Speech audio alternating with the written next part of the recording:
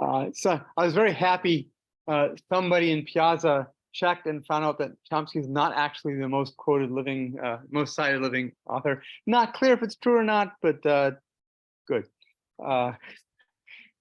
Healthy scientific skepticism. I added quote marks and a question mark to the slide for next time. So if you recall, we were talking about parsing last time, figuring out what the syntactic structures are.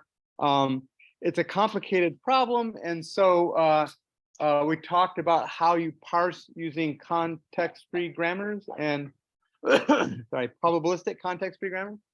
And you're basically trying to figure out which rules were used to build a tree structure that corresponds to the current input. And this, so these the rules that make the trees are written by people after thinking about how the language works, because there's too much. We don't know how to learn that directly yet, but you learn the rules from parse trees that people label nowadays. So we're also going to see briefly how you actually parse dependency trees. So if you recall, the dependency trees are really different.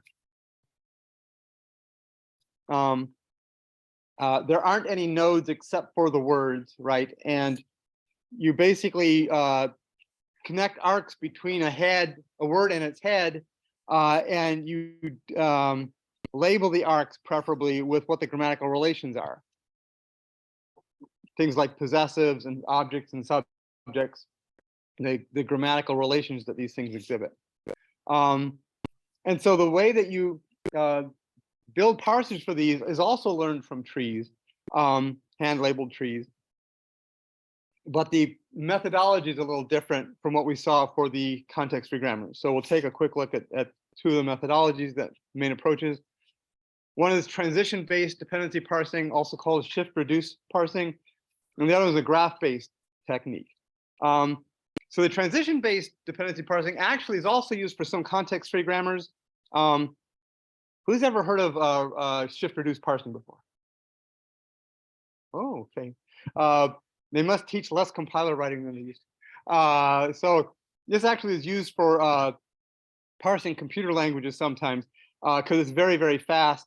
For computer languages, you carefully design them so that they're not ambiguous.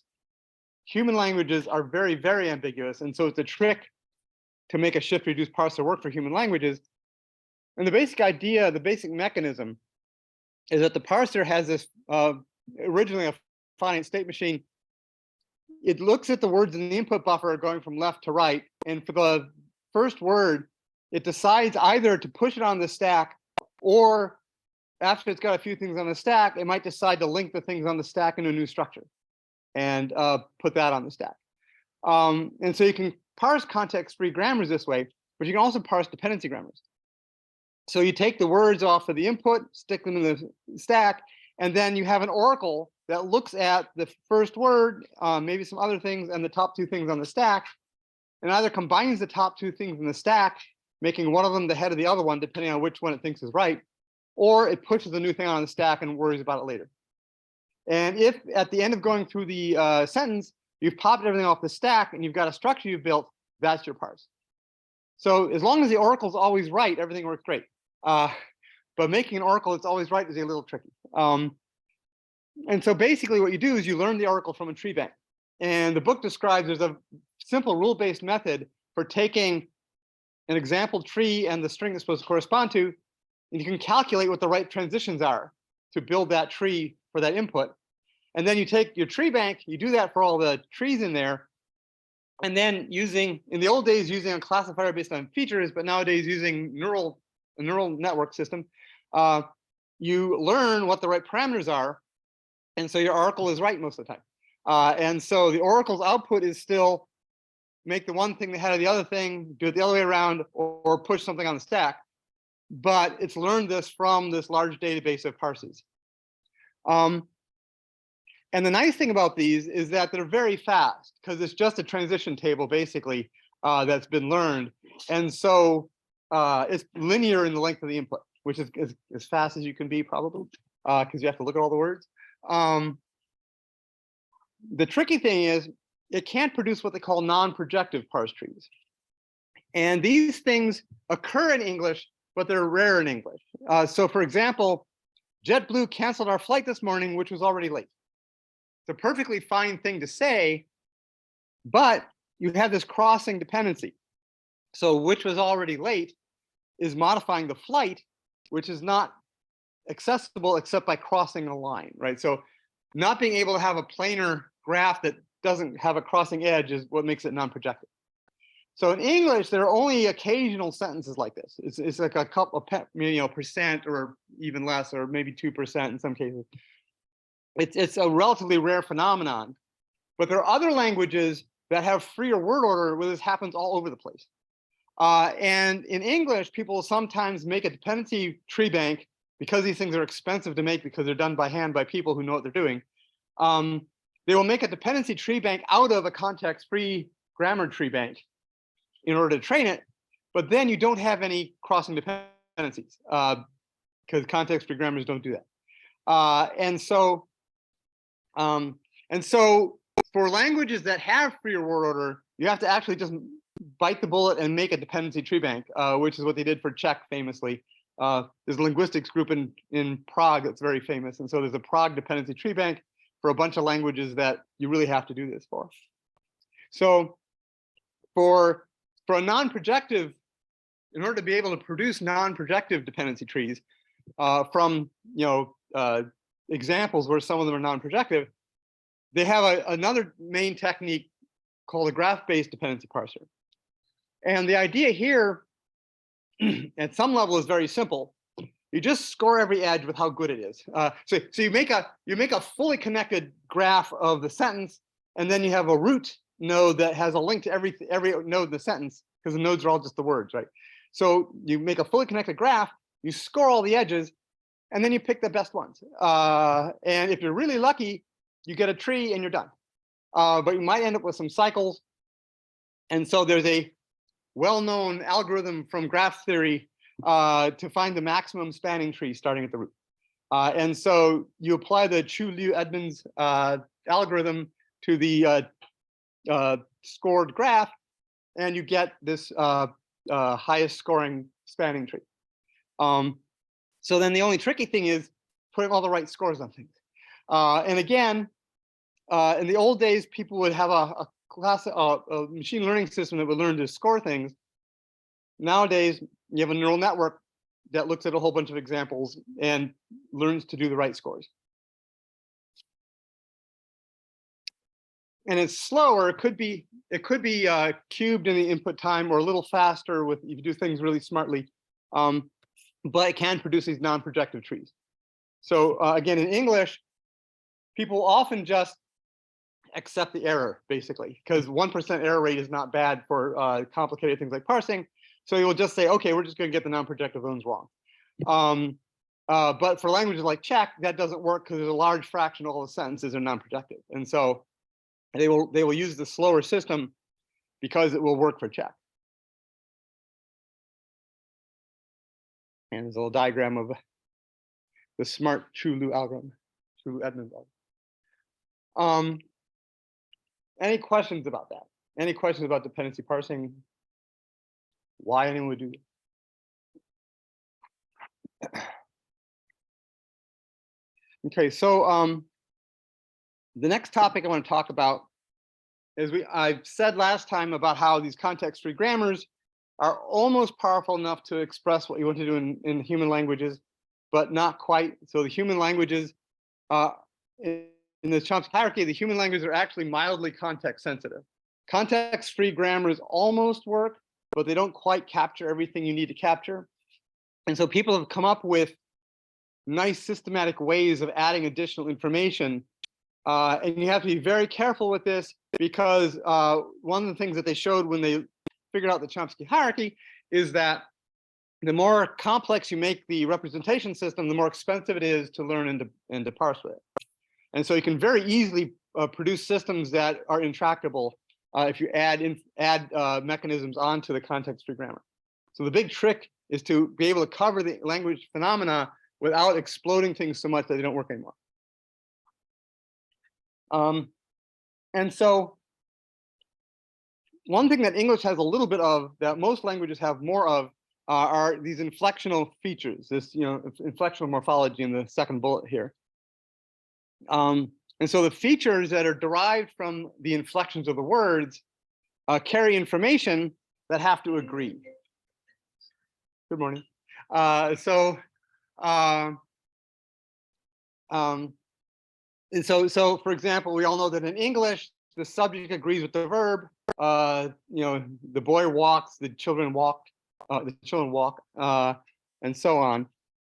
And this is derived from the surface form of the words using these morphological analyzers. And so you convert a word like foxes into a root word of fox plus a feature like plural noun, two features, noun and plural, using this morphological process we talked about earlier with a finite state transducer. And then the question is, well, what do you do now? So you've got these words with these features on them. You have a context-free grammar. How do you make sure that you get agreement? And you don't just need agreement. Oh, I should mention, yeah, in linguistic terminology, a feature is one of these marks on a word. It's not just a machine learning feature. Right? Machine learning feature is a more general word. Linguistic feature specifically refers to these things that are marked on the words that affect the agreement. And so one way you could handle, in English at least, you could handle agreement is that you could have, instead of just having a noun category and a verb category and say, okay, a sentence is a noun phrase and a verb phrase, you could have a separate category for each kind of noun. So you could have a first person singular noun, second person singular noun, first person plural noun, and you could blow up the number of categories, and then you could still do it with a context-free system, except you end up with a huge number of rules. And it's kind of a mess. And that really only works for English, because for many other languages, there can be hundreds or even 1,000 forms of an individual verb. And you really don't want that many different kinds of sentences. And so people came up with the smart idea of just having a feature marked in the representation of the word, which is very basically a value slot that gets a variable in it, or a constant. And so you can have a feature for number, a feature for gender, a feature for first, second, and third person. And that is just a separate bit of information that's attached to the lexicon and is checked by the rules. And so if you've got multiple features and you're attaching them to the words, it becomes natural to have a feature structure. It's a little kind of a data structure. So instead of just having a part of speech that says determiner, like the word a in English is a determiner, you have a little structure that says, okay, there's a part of speech determiner. The root word is a, just the letter a, and it's singular number. And so in your lexicon and in your grammar system, you have these number features and you check to make sure that they match right. And once you've already done this much, people realize you could have values of a feature that are also a feature structure. And so you can have this nested structure to make things as complicated as you want. And so you could have, for example, an NP, and among the features of the noun phrase is the agreement feature, which includes all the things that are just syntactic agreement, as opposed to other things, other kinds of information that you might want to pass around. And so once you start doing this, you can also develop the idea of a feature path, where in order to specify where in the structure you're thinking about, you name the head in each of the value slots that you're going down. So where it says person third in this example of an NP, the way you can specify what that spot is you can say that it's the NP agreement person. And so you're walking down the tree of the feature structure, and that mechanism for accessing these things is called a feature path. And so if you've got these features marked in your lexicon telling you what kind of agreement features each of these words has, you can add constraint equations to the grammar rules. They're still again, this is like context-free backbone. The grammar rules themselves still look like a context-free system, but the constraint equations check to make sure that the things that are required to agree in English agree, and also pass on the information, right? So this is what makes it not context-free. You're passing little notes around in addition to having the rules. And so, for example, for the first example here, you can say that the number of the NP has to equal the number of the VP. It's one of the rules in English. So if one's singular, it has to be singular. And for an NP, if it's formed from a determiner and a nominal, in addition to saying that the determiner has to agree with the nominal, so they both have to be singular or they both have to be plural, you can also say that the head of the NP is the head of the nominal. And this is this kind of missing information that was not in the context-free rules before about which of the children of a node is kind of the most central important one, which you get from the dependency system automatically. And so you're getting this information out of the lexicon, matching it with these rules, and then propagating the information up the tree also with these equations, right?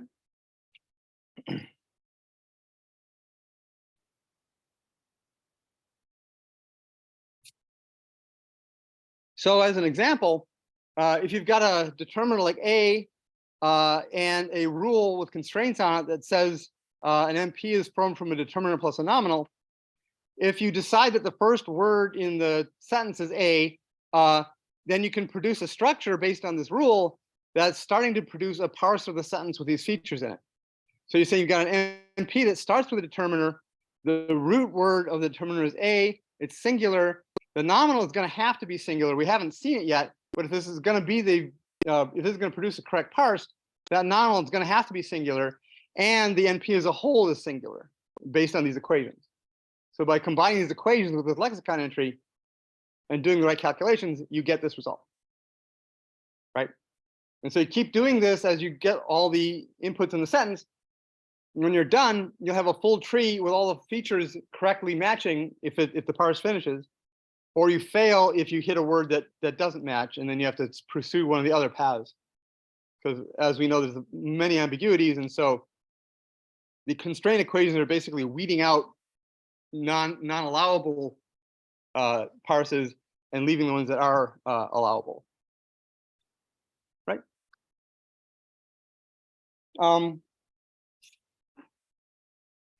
So in addition to having these, so once you've got this nice mechanism, are there other smart things you can do? And so basically anything which is an arbitrary property of a word, you can include in the lexicon as a constraint, and you can include the right equations to check and pass it on. So another thing that happens that could make your grammar really complex and difficult is that different verbs have different numbers of arguments, different numbers of noun phrases that they take. People know this when you learn any language. Jack laughed doesn't need an object at all. Jack found a key has to have an object. You have to find something. You can't just say Jack found. Jack gave Sue the paper. The give can have two objects, right? And so you could handle this. You could handle this by having a whole bunch of different kinds of verb phrases with different numbers of noun phrases in them. But that turns into a big mess, especially as part of a bigger grammar. And so rather than do that, you can actually have a feature that you put on the verb that says how many arguments it takes. So laughed would have a feature that says there's no object needed. Found would say it needs one object. And gave would say it needs two objects. Right? And the reason why this is important is that there are actually a lot of different kinds of verbs. And some of the verbs want things other than noun phrases. And so there might be like 50 to 100 different kinds of verbs. And they call it subcategorization frames because it's a subcategory of verbs. Each of these is a subcategory of verbs. There's a subcategory that has no object, one object that's a noun phrase, two objects that are noun phrases. Some verbs want an infinitive, like Jack wants to fly, and so on. And so in order to successfully parse a sentence with one of these particular verbs, you've got to find the right number and kind of arguments for the verb, because syntactically in English that has to happen. If I say Jack found, people just look at me like, what? You didn't finish the sentence. And one thing that's, at least for native speakers, a lot of times they think that this is based on the meanings of the words. And that's really not true. The reason why it has to be in the lexicon is because it's not really about the meaning. It really is a property, an arbitrary property of the verb. So the one example that illustrates this is I can say John wants to fly, and that's perfectly fine. And John likes to fly. I can say John likes flying, but I can't say John wants flying. Okay, John wants flying is weird. And it's not clear why that's not okay from a meaning point of view. How is to fly different from flying? There might be some really subtle meaning difference that people haven't been able to really describe, but we can make this work just by using these subcategorization frames to indicate, for this verb, I don't know why, but once can't take a gerund, once has to have an infinitive.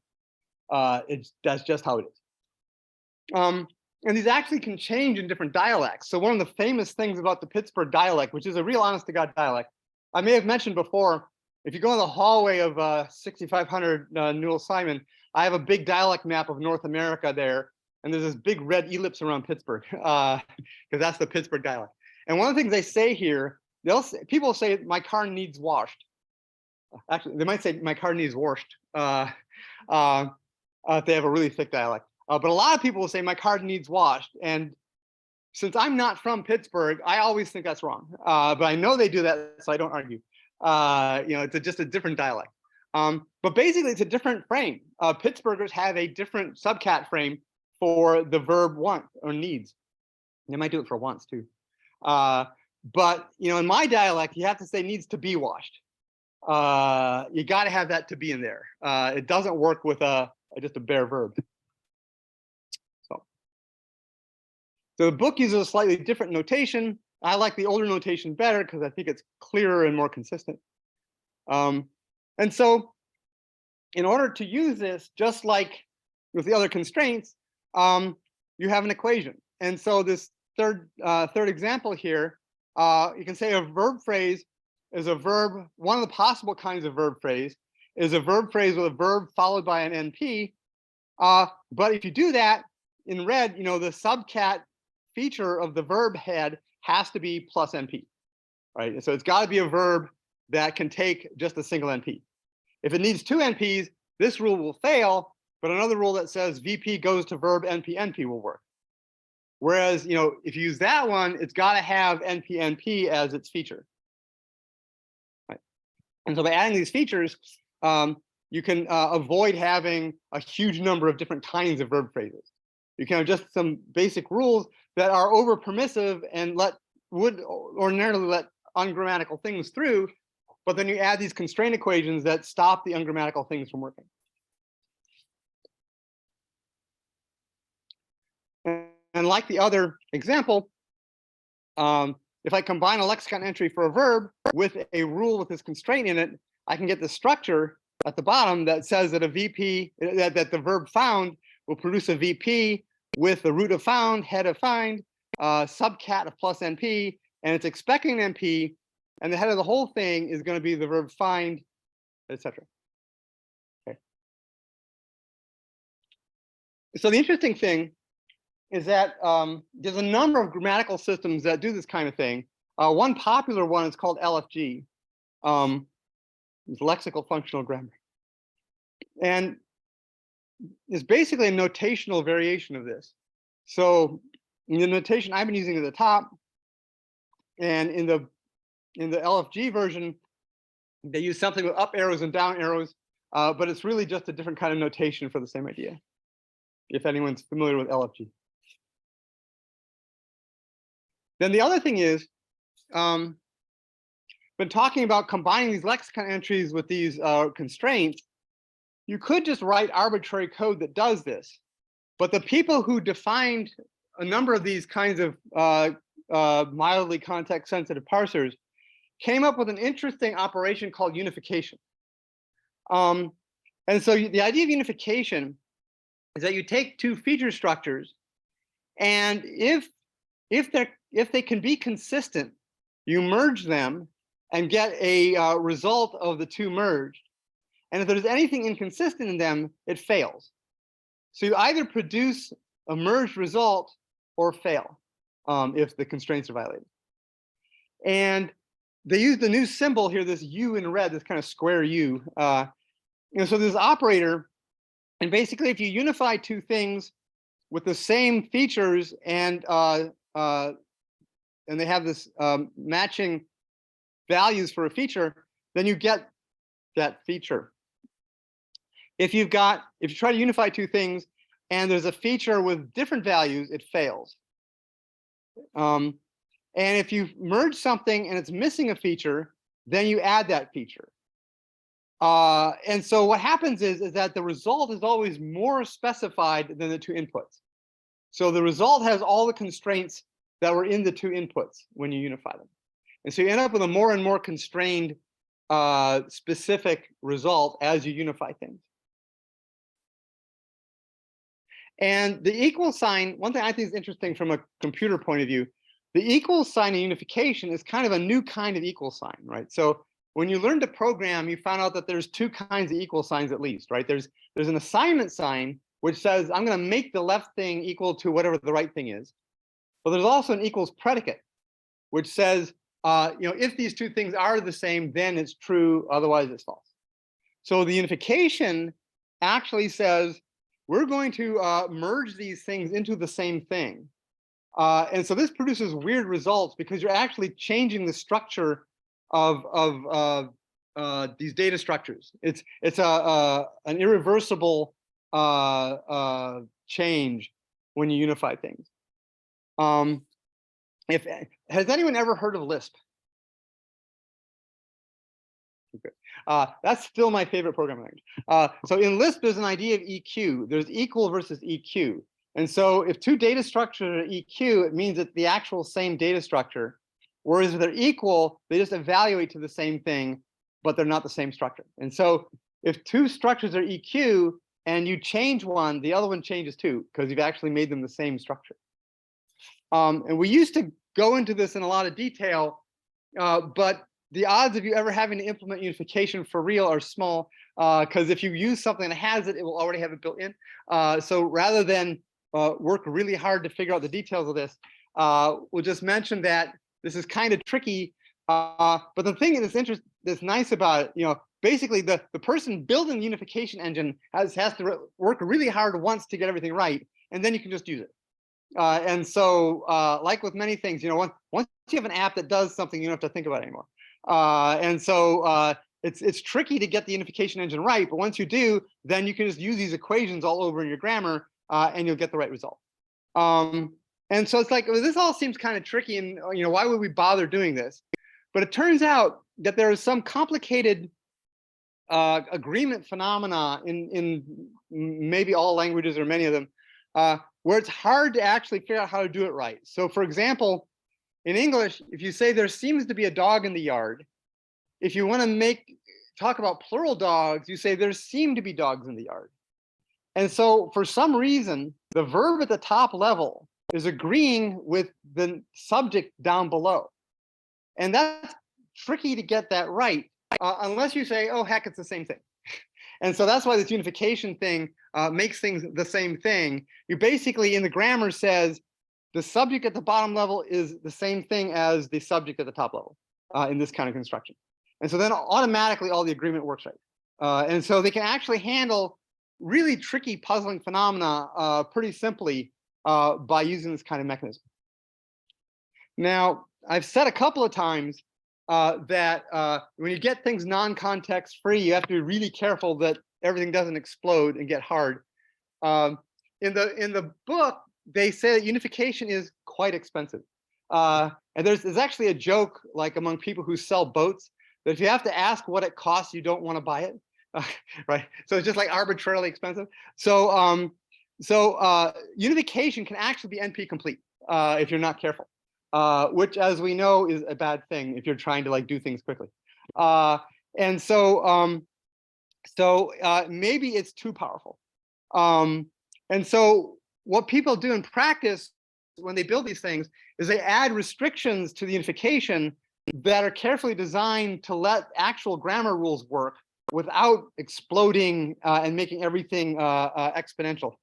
Yeah, and so there's been a couple work here over the years on a couple systems like this. Okay, any questions about feature structures or the idea of checking features? So the context-free grammar is fast, but doesn't capture all the things you need. You add the constraint equations to them, and that rules out the things that need to be ruled out. And if you're careful, you can still parse things in a reasonably fast time, because the careful not to let the constraint equation evaluation explode. So originally I was going to next talk about semantic roles, but I realized it's weird and unhelpful to talk about semantic roles without talking about semantics first. So I moved up from the next lecture, kind of the introduction to the traditional approach to semantics in natural language systems. And so one of the funny things about the semantics of natural language is that really when people talk, they're adding a tiny little bit of information to a huge amount of stuff you already know. So like when you read a newspaper story, you know, there was no red wave in the election Tuesday. I think that's happy news. So apologies to any Republicans in the crowd. So they didn't lose badly either, so there's a tie. So if I say, you know, there was the newspaper headline, no red wave, and you know, you don't have to tell people what a Republican is. You don't have to tell people what an election is, right? There's all this background knowledge you're assuming, and you're adding this one bit of new information. And similarly, in a restaurant menu, there's a list of kinds of food, what the ingredients are, and prices. Okay, they don't tell you that they're going to make food for you. They don't tell you that you have to pay. You know, maybe they'll give you money to eat their food, right? The menu doesn't say any of that. But if you've ever been to a restaurant, you know that. And so there's all this background knowledge, and you're interpreting this new thing with that background knowledge. One of my favorite things was in the early years of AI, people thought that they would start with children's stories because that should be easy. And so they tried to do some things involving children's stories, but in children's stories, the trees can talk and carpets can fly, and this is all fine. And like, how on earth do kids understand this crap? Because it's amazing their minds don't explode, because like, somehow they grow up not thinking trees really talk, right? Most people, and so like kids' stories is a really bad idea. The newspaper, at least, like they don't do stuff quite that crazy.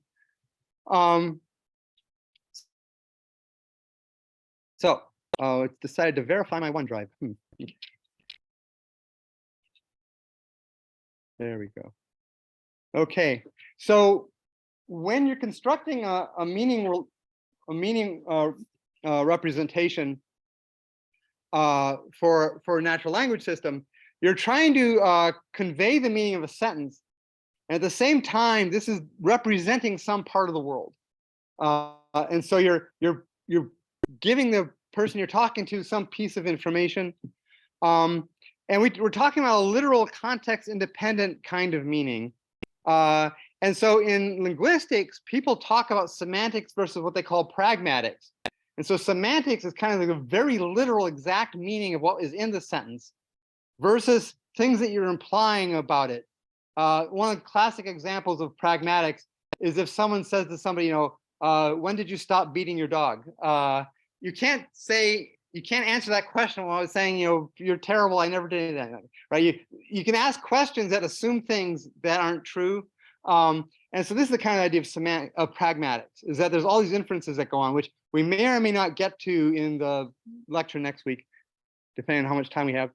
And another thing is that if you're ever chatting, assuming you get interested in semantics and you're ever chatting with a philosopher at a party, when philosophers say semantics, they mean something different. They mean the things in the real world that you're talking about.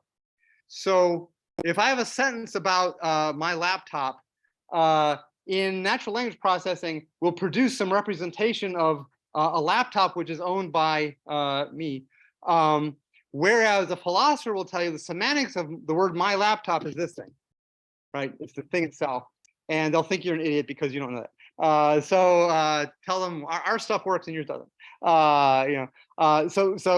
In principle, the representations we're building are in some sense, philosophers would say it's not really semantics, but it works. And so one thing that's been done in general is that people have taken all the work on first order logic and used it to represent regular sentences by extending it. Who's ever learned first order logic? Predicate calculus? 2. All right. Good. So I won't stop. This is a really interesting thing. The nice thing is that people have been working on the meaning of sentences for about 2,500 years. So like the Greeks started working on it. A guy named Panini in India started working on it about that long ago too. There's been a lot of work recently, which means since the 1850s. This is one of these weird fields where like there's citations of things in the 1800s. People have been working hard on it since then, starting with George Boole and his friends. Have you heard of Boolean variables? They're named after that guy. So he invented the idea of Boolean math.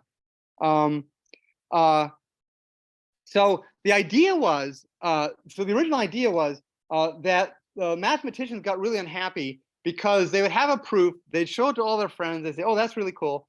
They would publish it, everybody get really happy. And then like 5 years later, they'd find a mistake. It's like, oh, it's not true.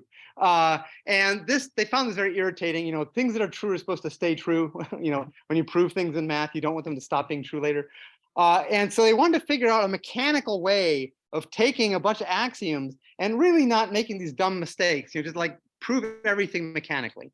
So how can we take a bunch of true things, run it through a machine, and produce more true things? And so that was kind of the original motivation for starting to work on logic, was to instead of using natural language and arithmetic, they wanted to actually have everything be formal and always correct. And there are very deep connections between these representations we're going to talk about in set theory. And that's another one of those things that's not a coincidence. These guys invented set theory while they were thinking about this. And so there's a general approach called model theoretic semantics. And the idea is that you've got a model, which is some kind of, we would think of it as a database, is a simplified representation of a part of the world. You got some set of objects, some set of properties between them that you can represent, and properties of the objects and relations between them. And this set of things is called the domain.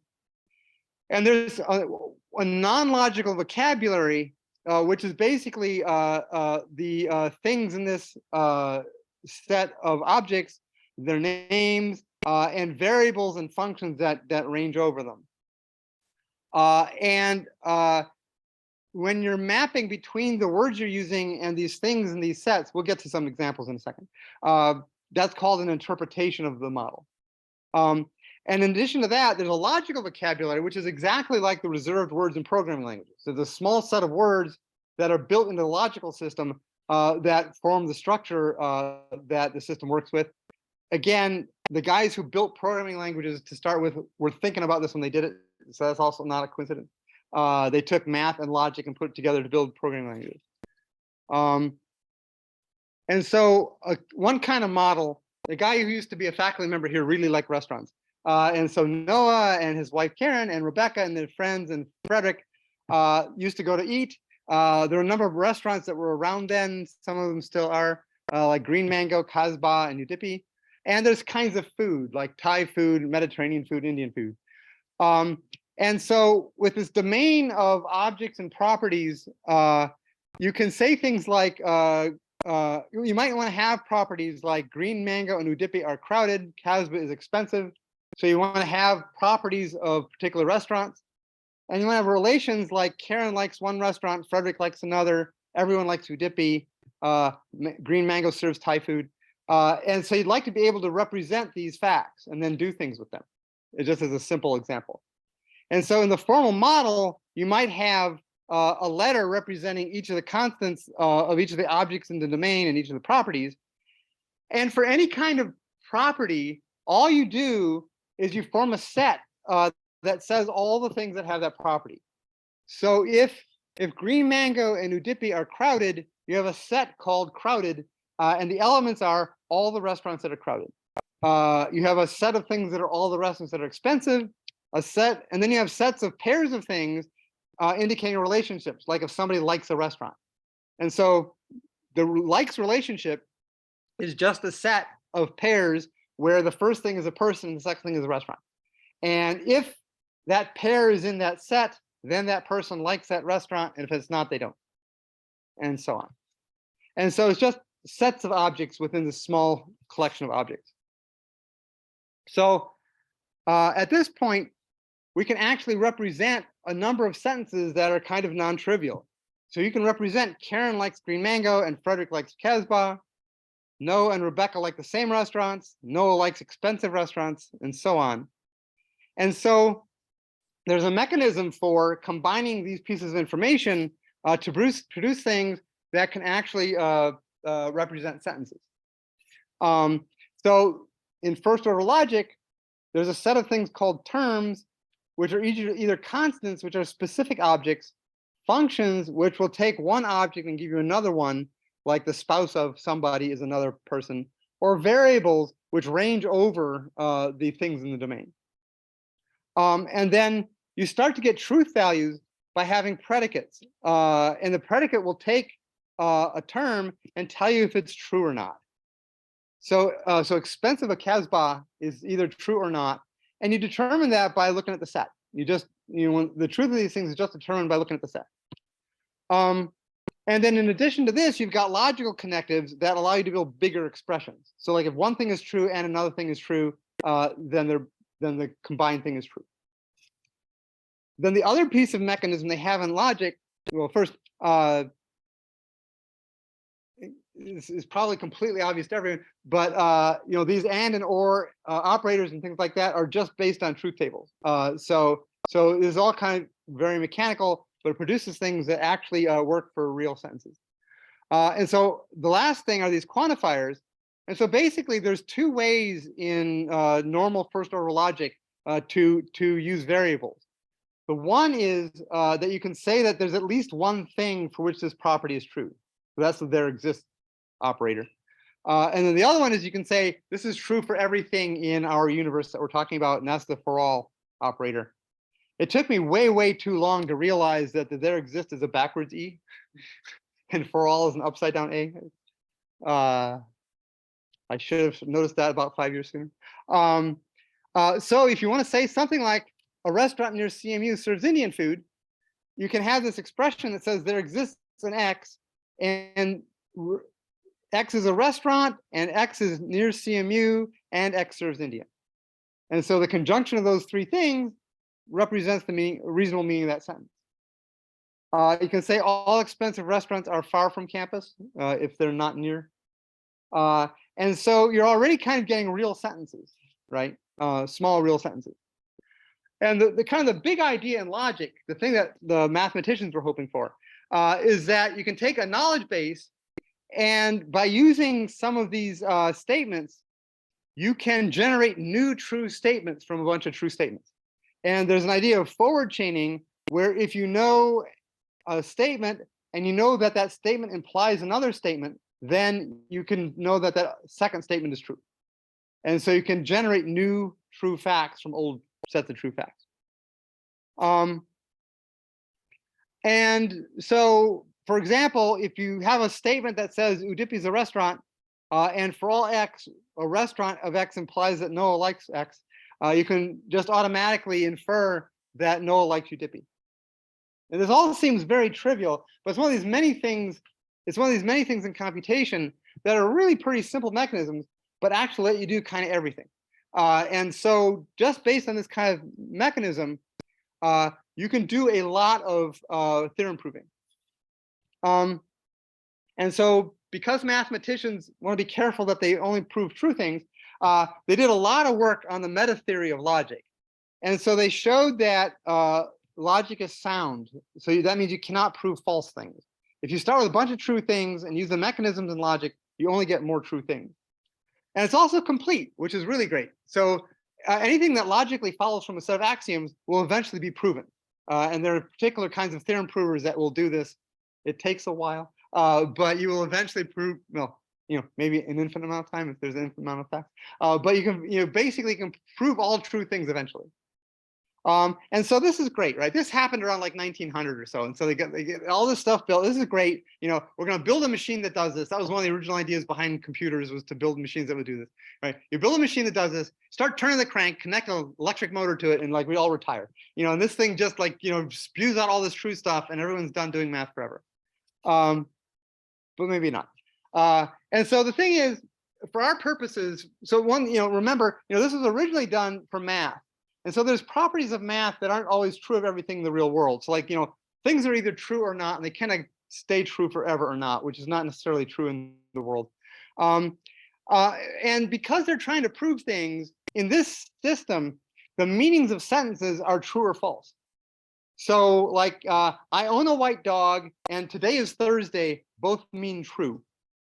Okay, it's a little odd. That might not be the perfect thing for talking to robots. Another thing is what they call the closed world issue. So you remember, like, the truth of things is defined by these lists, these sets of facts, right? There's this unfortunate property of the real world that you run into new things. And so just because something's not in your list doesn't mean it's false. But like in this standard approach, you got to have everything that's true in that list, or you get confused. This is called the closed world issue in old-fashioned AI stuff.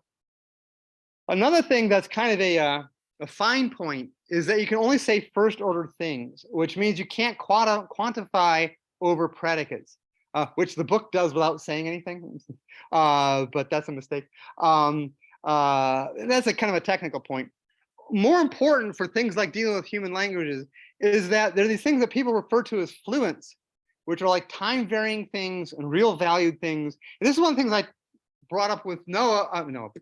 He used to teach this course with Graham when Graham mentioned about these like representation systems like Psych and like WordNet, right? They're really great for a lot of stuff, but there are problems with them because everything has to kind of be discrete and either really there or not. Things that vary over time and vary in real quantities are very hard to deal with correctly in the system. Who's ever heard of a guy named Zeno? This Greek guy named Zeno. So there's this great thing that people sometimes talk about at parties, where this Zeno guy was this Greek guy who had all these crazy theories. Like he said, okay, it's impossible for me to get to the door, because if I want to go out the door, before I go to the door, I have to go halfway to the door. And before I go halfway to the door, I have to go half that far. Before I go half that far, I have to go half that far. And so I have to do an infinite number of things to get to the door, so I'll never get there. Okay. All right. And so he's got like 10. People sometimes bring this up when they're in traffic jams. And he has like 10, I think, conundrums like this that sound like he's just being stupid. But what it really was he was actually fighting with the guys who were starting to invent logic. And he was saying, your system is stupid because you can prove these stupid things. And it's not stupid as long as you don't try to prove stupid things. But this is a real problem in natural language where there's like varying things all the time and approximate things. Also, another problem with like the real original formulation of first order logic, if you're going to use it for human languages, is what is brittle. And what that means is that if there's any contradiction anywhere in the system, you can prove everything. So if there's any contradiction, imagine this big database of facts, you have different people putting it in the system, and like somebody makes a mistake, there's a typo somewhere, right? All of a sudden, 1 equals 0, day is night, blue is red, and like everything just collapses, everything's true. And people have worked on different ways of preventing that from happening by having like separate domains and things like this. But that's another issue with trying to use this mechanism. But kind of the biggest interesting thing, you've probably heard of Gödel. He's kind of been in the popular press sometimes, Kurt Gödel. He was this troublemaking German guy in the early 20th century. And just after they thought everything was hunky-dory and was going to be great, he did this crazy thing where, and in my graduate theory class, we spent 2 whole lectures on an outline of this proof. So we're not going to go over the details. It's really complicated. But basically, Gödel was able to produce a sentence in logic that says, this statement has no proof. Okay, all of a sudden, this is really bad. If you saw the episode in Star Trek where Spock's head blew up, this is like really bad because you got this statement. So either the statement is true and it really doesn't have a proof, And so you've got a true thing with no proof, or even worse, it's false and you can prove it. And that's just awful. And so all he had to do is produce this thing. He didn't have to do anything else, and like everyone hated him, and then they thought he was great. Because he like wrecked the whole plan, right? And I thought, just a minute ago we said logic was complete, right? So what's the problem here? So the problem is actually the axioms. The problem is that there's different interpretations you can have for these like strings that you've got in your system. And it turns out that there's no finite number of axioms that can represent all the true things about math. That's actually the fundamental problem that came up. And the really bad thing is, if you add an axiom to fix that for this, then there's a new one that's missing. So there's no finite number of axioms that can fully describe the world. But all these guys did all this work for hundreds of years, and it's still good for stuff. And so one of the things is we can use the formalism to describe the meanings of sentences, but not use the straightforward inference mechanism. And so typically in natural language, you don't try to just run a theorem prover over the facts in your system, but we use this representation of predicates and functions and objects to represent the meanings of sentences. And so we do extensions of that to handle things that aren't handled well by standard logic. And there's lots more about all this we can talk about later. For a while, people stopped being interested in this because semantics is hard.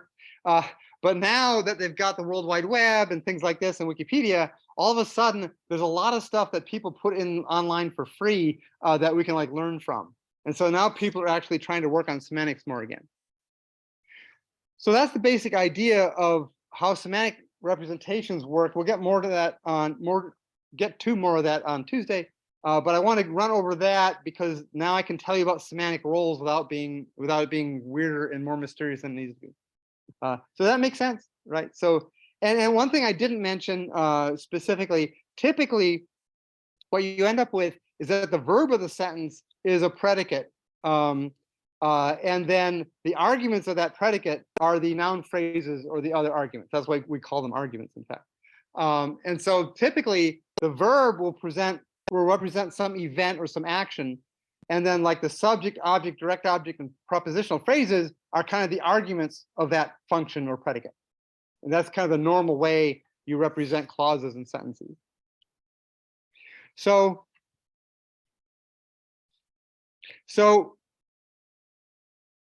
with that background, there's an idea of semantic roles or case roles or thematic roles. They have a couple different names.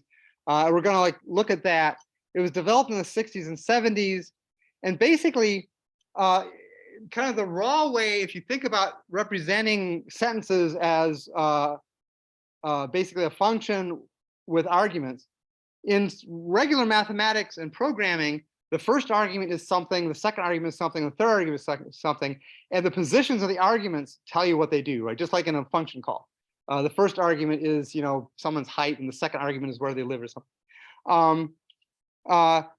And so people noticed that there's more structure to the meanings of words than that.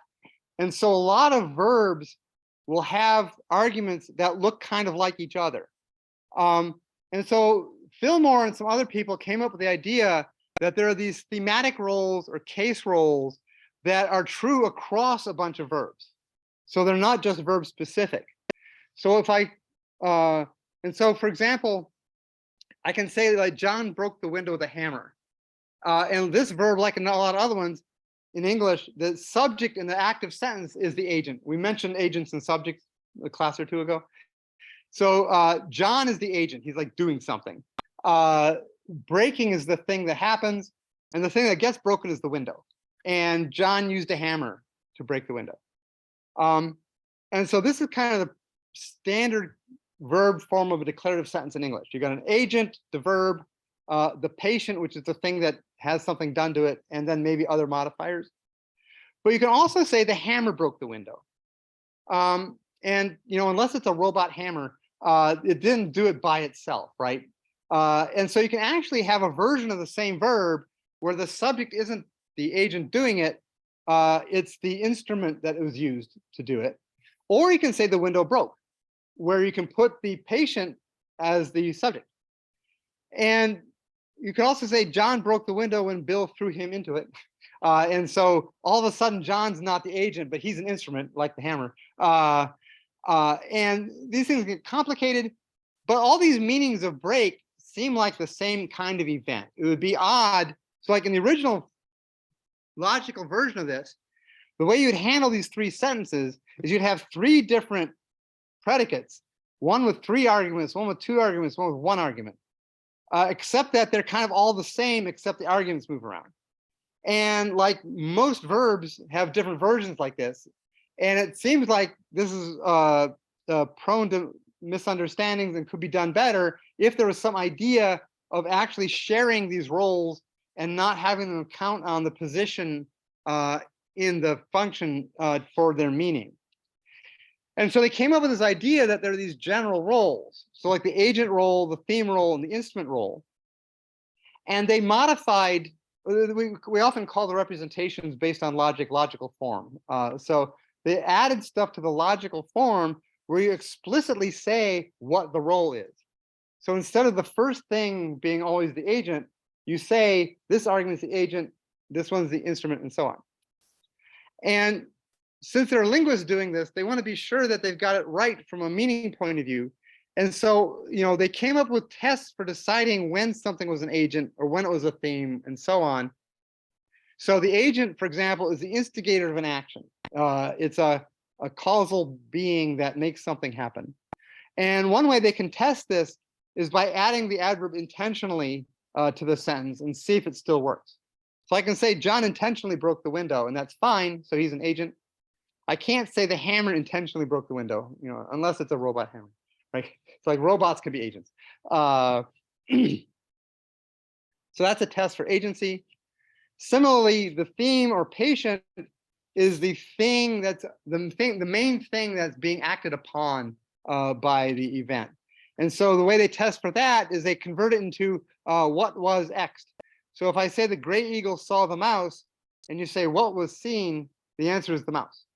And so this is one of the tests you can use to decide what the patient is. And so as you start doing this, it makes a lot of sense. There's lots and lots of verbs with an agent, lots and lots of verbs with a theme, and so on. And so this sounds like this is really going to work. But the problem is, and so they came up with the idea like, well, maybe there's like a dozen of these or something, and maybe they work for all languages. And this is one of the things that Panini worked on 2,500 years ago. And so they actually came up, and in the book you can see these tables of a bunch of roles that work across a bunch of verbs. Although there's kind of a weird joke in the book. The waiter spilled the soup, he says, is an agent, which means the waiter did it on purpose. I think that was a subtle joke. That wasn't very funny. Anyhow, they came up with a small set of roles that would cover most or all, but not really all, of the possible roles that you end up with a verb. And now if you remember, we were talking just a little while ago about these subcategorization frames, right? That tell you how many phrases you can have around the verb. Well, since you've got those already, you can add this information to those frames. And so that's where we get the idea of thematic role frames or case frames or thematic grids, different terminology for the same thing, where basically, in addition to saying how many noun phrases or prepositional phrases a verb has, you also indicate what the subject and object are doing. So in a sentence like the child broke the vase, the subject is the agent and the object is the theme. If I say the hammer broke the vase, the subject is the instrument and the theme is the object. Or the vase broke, the subject is the theme. And so we have these sets of subcategorization frames that include both the syntactic restrictions that the verb has and also the mapping of them onto these abstract roles. And one interesting property, linguists always give things hard names. I know. So there's an idea of a diaphysis alternation. We would call it, technology people would call it case frame alteration. And basically the idea is that these verbs can have multiple different frames. So you can say Chris gave a book to Diana, a book was given to Diana by Chris. Chris gave Diana a book. Dana, sorry, Dana. It's Dana, not Diana. So you can represent Dana in English either with an indirect object or with a prepositional phrase. It's either gave Dana a book or gave a book to Dana, or Dana was given a book by Chris, right? So it's very similar information represented with different arguments in different places. And the reason why we call it a frame is because basically you have to pick one of these and stick with it. So once you pick one of these frames, you really need all the arguments in the order they've got them in the frame. And verbs typically have several of these frames, but not just any one. And so you basically have a set of frames in the lexicon for each verb that says, if you're doing semantics, that says what arguments are allowed and what roles they fill. And that's one of the first connections between syntax and semantics. And so even though these thematic roles are great, there's some tricky things that they're not defined as formally as they could be. And some of them don't generalize well, and others are too general. So for example, you can say the cook opened the jar with a new gadget. And from that sentence, you can produce one that says the new gadget opened the jar. But if I say Susan ate bananas with a fork, I can't say the fork ate the bananas. And so these are different kinds of frames somehow, but there isn't a specification as to how that works. And so because, and so there turn out to be a bunch of verbs that have like one of these 12 or some set of these 12 or so roles that work for the verb.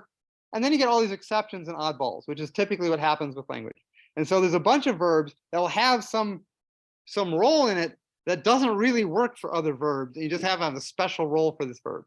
And it also doesn't work well across languages. And so this idea that you're going to have like a dozen or so that work for all verbs for all languages is really not happening. But it does work for specific verbs, and it helps you to build correct representations from them. And so because of this tension, there's basically two big data sets that people use to work with this. There's one called PropBank or Proposition Bank, which has verb-specific roles that are all defined based on the individual verb. And another one called FrameNet that has general roles that are based on a semantic frame, as they call, which we'll see an example in a second. And these are both basically big lexicons that have sets of case frames in them for a lot of verbs. And so when people want to work with this, inspired by WordNet and the Penn Tree Bank, people built by hand these two big databases so that people could work with semantics easily.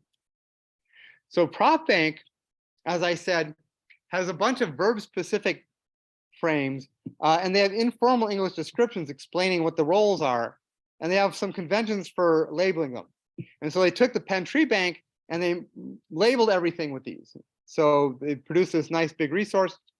The thing they did that was interesting was that like agents and themes are kind of the most universal roles, and so they made those arg0 and arg1.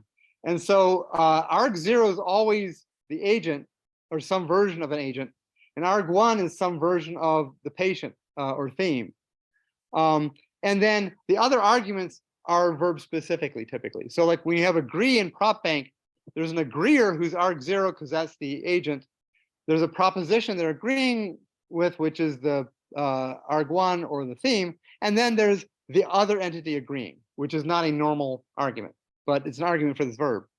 So the group agreed it wouldn't make an offer. Usually John agrees with Mary on everything. And so Mary in the second sentence is this arg2, right? So in some sentences, you have an argument of the other entity agreeing to something. But you can see these are specific to the word agree. And so for the verb fall, as in moving downwards in PropBank, there is no arg0 because of falling is something that doesn't have an agent. And so they just don't have an arg0, but there's a thing that fell. And so that's the arg1. And so if you say sales fell to 251 million from 278 million, the sales are the thing that fell. And then the other arguments are the amount, the starting point, the ending point, and maybe the medium, like the meteor fell through the atmosphere, right? And so they deal with the fact that a lot of these roles don't extend beyond one verb by just listing them all for all the verbs. So in contrast, like I mentioned a minute ago, in FrameNet, they do a similar kind of thing, but the objects they're working with are semantic frames, which are basically dimensions of meaning. And so, for example, in FrameNet, they've got a thing called changing position on a scale. And so they define this semantic idea, and then they have a whole bunch of words that do this. So there are verbs like advance, climb, decline, decrease, diminish, dip, double, drop, etc. And nouns like a decline, a decrease, escalation, etc. And they have example sentences that they've marked up, like oil rose in price. It has increased by having them from one day a month. Microsoft shares fell. And so they have a bunch of frame-specific roles, and then they map those on to all the verbs that you might use to describe that. And so that's kind of interesting because they're actually trying to have some real semantics in the system. Up until now, everything was just kind of formal, and you couldn't say much about how different sentences' meanings related to each other. But here, because you're actually trying to work with specific semantic frames, there's kind of real meaning to these things when they get marked up this way. I said that. And so in FrameNet, they include some inheritance and causal relations in order to be able to generate more information. And because it is kind of deeper and more informative, they've been able to map up less. Been able to mark up less. There's fewer examples that are already done. And so there's an example here of the same sentence marked up with PropBank and FrameNet. And so in that time, more than 1.2 million jobs have been created, and the official jobless index has been pushed below 17 from 21%. And so in the PropBank scheme, which they got represented here as dependencies, created has an arg1 of more than 1.2 million jobs, and an arg temporal of in that time, and pushed has got an arg temp of the same thing, an arg1 of the official jobless rate, and an arg2 of below 17%. Whereas the FrameNet representation represents this as one of these causing change of position on a scale in purple, and it's got frame-specific roles it fills, like intentionally create, cardinal numbers, entities that were created, and so on. And so you can see that the same sentence has really different representations in the two. And since these two things are large scale and useful, it would be nice if there was a way to connect them together. And so happily, someone bothered to do that. And so there's a thing called Semlink, which I think the project doesn't exist anymore, but the information is still out there. And so they basically try to connect together PropBank, something called VerbNet, FrameNet, and this WordNet that was mentioned before. And so it's a resource that lets you kind of work with all these databases with the same set of verbs. Does that all make sense? So the last thing for today is now that we've got these semantic roles, there's actually a task they have that people have worked on called semantic role labeling, which is basically trying to label sentences with some set of these labels. And it's kind of in between syntactic parsing and full semantics. And so basically in these systems, you give it a sentence and it tries to label each predicate, which is typically a verb, and then each of the arguments. And this might sound like dependency parsing, but it's actually a lot harder because in dependency parsing, in the second line here, you're only trying to label things with their grammatical functions. So you want to find the subject, you want to find the object, and maybe the modifiers, and you want to say that the batter hit the ball yesterday. The batter is the subject, the ball is the object. Whereas in semantic role labeling, you really want to know that the batter is the agent. And so in a passive sentence, the batter is not the agent. And so labeling the semantic roles is a deeper and harder problem. But it's approached with the same kind of mechanisms as the dependency parsing is. You have a bunch of labeled data labeled by people, and you learn taggers from it. The one difference is that from what we mentioned a little while ago, another approach to doing dependency parsing, which is often used for semantic role labeling, is you can actually treat it as sequence labeling. So you can kind of treat it as similar to tagging parts of speech by using these beginning inside-outside tags, which I think people have seen. And so, for each of the arguments, you can label the beginning and end of each argument and do a sequence tagging based on the whole sentence. And so this is something that people have worked on. It works a little. One of the things about all the semantic stuff is that you can typically make it work well for some small domain. And so like when people are talking to robots, right? This is like one of the things I've mentioned where you really got to have semantics. They work a lot on, sentences about, if the robot knows how to go to the kitchen, there's a lot of sentences and a lot of structure and a lot of the words about going to the kitchen and getting things that are there. But if you ask it, is it raining outside or something, it won't know what you're talking about, right? Because it doesn't try to cover all the language. If you're going to talk to a robot, you're only going to talk about things the robot can do. And so that limits the things you have to talk about, which makes it feasible. People currently can't really do semantics on completely open domains the way you can do with translation or parsing or some of these other tasks, because it's just a lot deeper and harder. But for these kind of like more restricted domains, you can actually make it work, and people do stuff with it. Okay, so I think we're done for today. It's 5 minutes left, which is not enough time to do anything. Any questions? Any burning issues about logic or Zeno's paradoxes?